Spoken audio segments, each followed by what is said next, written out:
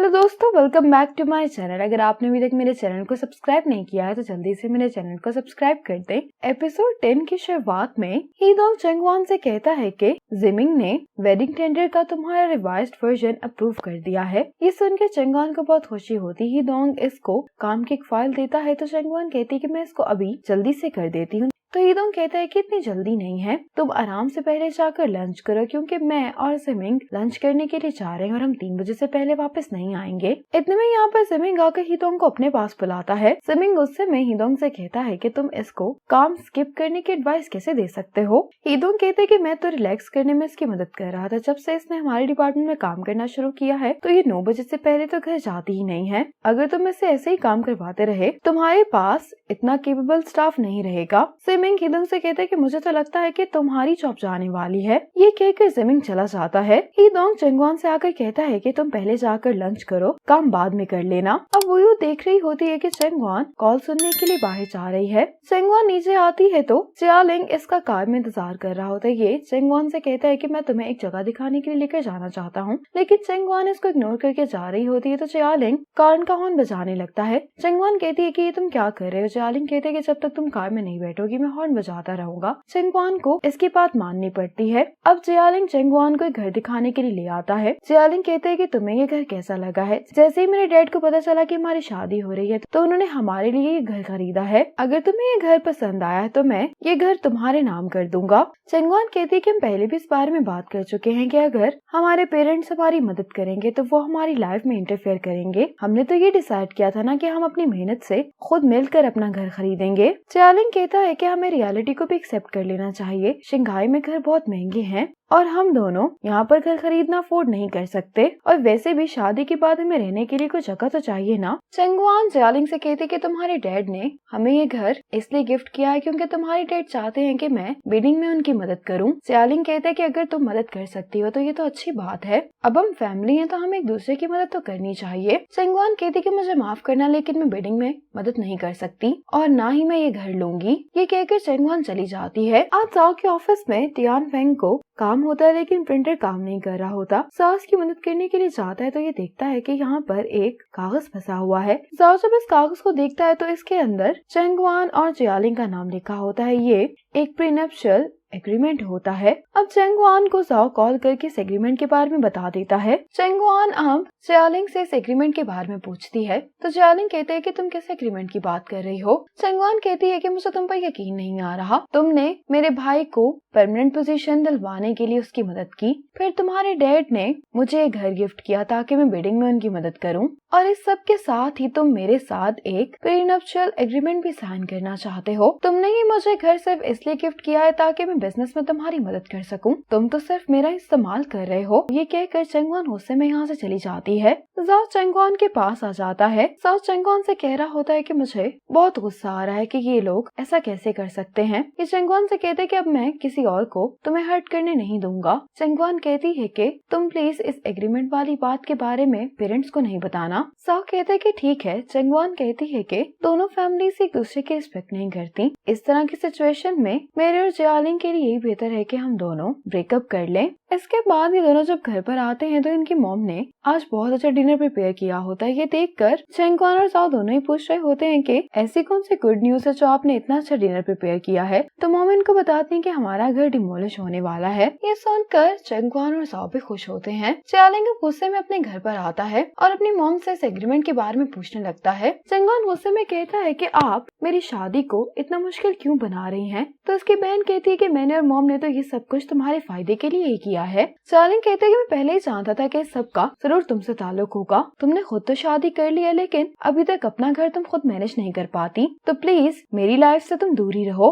ये दोनों ऐसे ही बहस कर रहे होते हैं तो मॉम कहती है कि डैड घर पर आ गए इसलिए तुम दोनों चुप कर जाओ। जियालिंग एग्रीमेंट वाली बात अपने डैड को भी बताता है। डैड जियालिंग की मॉम से कहते हैं कि क्या तुम्हें इस बारे में पता था? तो मॉम कहती है कि अमीर फैमिलीज में ये एग्रीमेंट साइन करना नॉर्मल बात है। जियालिंग के डैड गुस्से में इसकी मॉम से कहने लगते हैं कि इतनी मुश्किल से हम चंगवान का कनेक्शन इस्तेमाल करते हुए जिमिंग को मनाने की कोशिश कर रहे हैं, तुमने तो मेरी सारी मेहनत जाया कर दी है। चार्लिंग को भी ये सब सुनकर बहुत गुस्सा आ रहा होता है। अब वोयू को जो ने कुछ पैसे सेंड किए होते हैं। वोयू ग्लासेस पहनती है और यहाँ से चली जाती है। अगले दिन जिमिंग से मिलने के लिए मिस्टर शिन आते हैं। जब जिमिंग मिस्टर शिन को लेकर बाहर आ जाता है तो ये चंगवान से कहता है कि तुम मिस्टर शिन को बाहर तक छोड़कर आओगी। चंगवान जब मिस्टर शिन को लेकर चली जाती है तो जिमिंग हीदोंग को इशारा करता है कि ये भी इनके पीछे जाए। चार्लिंग के डैड चंगवान से कहते हैं कि प्रीनप्शुअल एग्रीमेंट के बारे में मुझे भी मालूम हुआ है। असल में जियालिंग की बहन की कोई बुरी इंटेंशंस नहीं थी। ये चंगवान से कहते हैं कि जब भी तुम्हें टाइम मिले तुम घर पर आ जाना।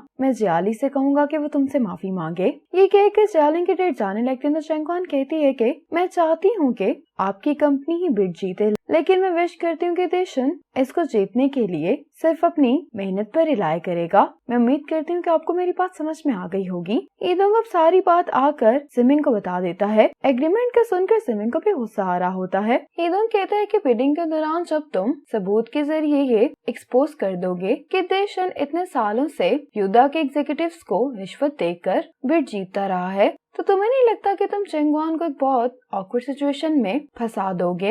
ये चंगवान के साथ नाइंसाफी है। जिमिंग हीदोंग से कहते हैं कि तुम यहाँ पर चैरिटी करने के लिए आते हो या पैसे कमाने के लिए। हीदोंग कहते हैं कि डेनिस हमारा टारगेट है, इसीलिए देशन को इस्तेमाल करना जरूरी नहीं है। मुझे बस चंगवान के लिए बुरा लग रहा है कि तुम उसको हार्ड टाइम दे रहे हो। जिमिंग कहते हैं कि क्या तुम मुझे जानते नहीं हो। हीदोंग कहते हैं कि अगर तुम अकेले होते तो मुझे सबसे कोई मसला नहीं था। चंगवान तुम्हारी बहन की तरह है। और जहाँ तक बात रही काम की तो चंगवान अपने काम में बहुत अच्छी है। इस तरह के एम्प्लॉय ढूंढना वाकई में ही बहुत मुश्किल है। आज बिडिंग होती है और देशन की तरफ से जियालिंग अपना प्रपोजल सबको बता रहा होता है। अब वोटिंग स्टार्ट होने वाली होती तो जिमिंग कहता है कि वोटिंग शुरू करने से पहले मैं चाहता हूँ कि आप सब लोग एक डॉक्यूमेंट पढ़ें। हीदोंग सबको ये डॉक्यूमेंट देने लगता है। जिमिंग इन सबसे कहता है कि ये डॉक्यूमेंट पढ़ने के बाद मुझे यकीन है कि आप लोग कंपनी के लिए सही फैसला लेंगे। अब सभी सप्लायर्स फिर से हॉल में आ जाते हैं और हीदोंग अनाउंस करने वाला होता है कि आखिर कौन से सप्लायर ने ये बिड जीती है। हीदोंग कहता है कि टियान है होम फर्निशिंग ने ये बिड जीती है। रिजल्ट का सुनकर जियालिंग और इसके डैड को शॉक लगता है। मिस्टर शिन कहते हैं कि हम इतने सालों से आपकी कंपनी के साथ काम कर रहे हैं। हमारा प्रपोजल इतना अच्छा था तो क्या मैं पूछ सकता हूँ कि हमें रिप्लेस करने की वजह क्या है। तो मिस सांग कहती हैं कि आप इस किकबैक लिस्ट को देखें। जैसे मिस्टर शिन इस लिस्ट को देखते हैं तो ये डेनिस से कहते कि क्या तुम कुछ कहना नहीं चाहोगे, लेकिन डेनिस कुछ कहे बगैर यहाँ से चला जाता है। मिस्टर शिन जियालिंग से कहते हैं कि आखिर किकबैक लिस्ट सप्लाई के साथ अटैच क्यों है। ये लिस्ट देखकर जियालिंग कहते हैं कि मैंने डिस्काउंट के बारे में चंगवान को बताया था। चंगवान ये सुनकर बहुत हैरान होते कहते कि मुझे नहीं मालूम। मिस्टर शिन कहते हैं कि इस बात की क्या गारंटी है कि ये लिस्ट असली है। चंगवान ही 520 इवेंट की इंचार्ज थी और वो मिस्टर याओ की सेक्रेटरी भी है। जिमिंग कहता है कि चंगवान मेरी सेक्रेटरी है, लेकिन जब 520 का इवेंट अरेंज किया गया था तब चंगवान मेरी सेक्रेटरी नहीं थी। मिस्टर शिन चंगवान को अपने पास बुलाते हैं। चंगवान जब मिस्टर शिन के पास आ जाती है तो मिस्टर शिन सबको बताने लगते हैं कि आप लोग ये बात नहीं जानते कि मिस चंगवान मेरे बेटे की गर्लफ्रेंड है। ये सुनकर सब काफी हैरान होते हैं। मिस्टर शिन कहते हैं कि मेरा बेटा चंगवान को इतना पसंद करता है कि अगर चंगवान इसे नाइसली बात कर ले तो ये अपनी सेंसेस खो देता है। मिस्टर शिन कहते हैं कि तुमने बहुत अच्छे से गेम खेली है, तुमने अपने बॉयफ्रेंड का इस्तेमाल करके प्राइस को कम करवाया है। चंगवान कहते कि मैं 520 इवेंट की इंचार्ज थी और जहाँ तक बात रही प्राइस कम करवाने की तो मैंने इसके बारे में मिस्टर वांग से बात की थी। इस सब का जियालिंग से कोई भी लेना देना नहीं है। मिस्टर शिन को इसकी बात पर यकीन नहीं आ रहा होता तो जिमिंग कहता है कि बहस करने की कोई जरूरत नहीं है। ये मिस्टर शिन से कहता है कि ऑडिट टीम इन्वेस्टिगेट करेगी कि क्या ये किकबैक लिस्ट ऑथेंटिक है भी या नहीं। जैसे ही मीटिंग खत्म होती है तो जू कहती है कि युद्धा ने अपने टेंडर का बेस नंबर एक्सपोज कर दिया है। मैं रिक्वेस्ट करती हूँ कि बिडिंग को सील कर दिया जाए। ये सुनकर जिमिंग और चंगवान बहुत हैरान होते हैं। चंगवान अब जियालिंग से कह रही होती कि मुझे नहीं मालूम कि आखिर ये सब कुछ क्या हो रहा है और ना ही मैंने बेस नंबर एक्सपोज किया है। जियालिंग कहते कि मुझे तुम पर यकीन है, लेकिन ये तुम्हारी मेल से सेंड किया गया है। जियालिंग चंगवान की कोई भी बात सुने बगैर यहाँ से चला जाता है। अब हीदोंग चंगवान को लेकर जिमिंग के ऑफिस में आता है। जिमिंग बहुत गुस्से में चंगवान से कहता है कि तुम मुझे ये एक्सप्लेन करो कि टियान है होम फर्निशिंग को ये ईमेल कैसे मिली। चंगवान कहती है कि मैंने ये मेल सेंड नहीं की थी और ना ही मुझे इसके बारे में पता है। यकीनन किसी ने मेरी ईमेल चोरी की है। जिमिंग कहते हैं कि तुम्हें पता नहीं या तुम ये बात मानना नहीं चाहती। चंगवान कहती है कि जब मैंने ये किया ही नहीं है तो मैं एडमिट क्यों करूं। चंगवान कहती कि मैं आपसे पूछना चाहती हूँ कि ये किकबैक लिस्ट की क्या डील है। जिमिंग कहते हैं कि तुमने ये मुझे प्राइस लिस्ट के साथ भेजी थी। चंगवान कहती कि मिस्टर वांग ने मुझे ये प्राइस लिस्ट सेंड की थी। चंगवान जब अपना फोन चेक करती है तो वाकई में ही इस लिस्ट के साथ ये किकबैक लिस्ट भी होती है। ये लिस्ट देखते ही चंगवान को समझ आ जाती है कि ये सारी जिमिंग की प्लानिंग थी। चंगवान जिमिंग से कहती है कि शुरू से लेकर अब तक तुम मेरा इस्तेमाल कर रहे थे। तुमने सब कुछ दीशन से छुटकारा पाने के लिए किया है। जिमिंग कहते कि दीशन सिर्फ एक सप्लायर है, उसके लिए मुझे ये सब करने की कोई जरूरत नहीं है। अब चंगवान को याद आता है कि मिस्टर शिन ने डेनिस से कुछ कहने के लिए कहा था, लेकिन डेनिस कुछ कहे बगैर यहाँ से चला गया था। चंगवान कहती है कि अब मुझे समझ आ गई कि तुमने डेनिस से छुटकारा पाने के लिए सब किया है। डेनिस को निकालने के लिए मैं तो सिर्फ एक मोहरा थी। जिमिंग कहता है कि इतने ठोस सबूत के बाद भी मुझे तुम्हारी फीलिंग्स का सोचना चाहिए था। आखिर तुम योदा ग्रुप के एम्प्लॉय हो या फिर देशन की सपोर्टर हो। चंगवान कहती है कि तुम ठीक कह रहे हो, मैं गलत थी। मुझे लगा था कि मेरे काम की वजह से आप मुझे वैल्यू दे रहे हैं। मैंने यही समझा कि हम ग्रैंड माँ की मिलकर लुक आफ्टर कर रहे हैं क्योंकि हम लोग फैमिली की तरह हैं। लेकिन आज ये बात मुझे रियलाइज हुई है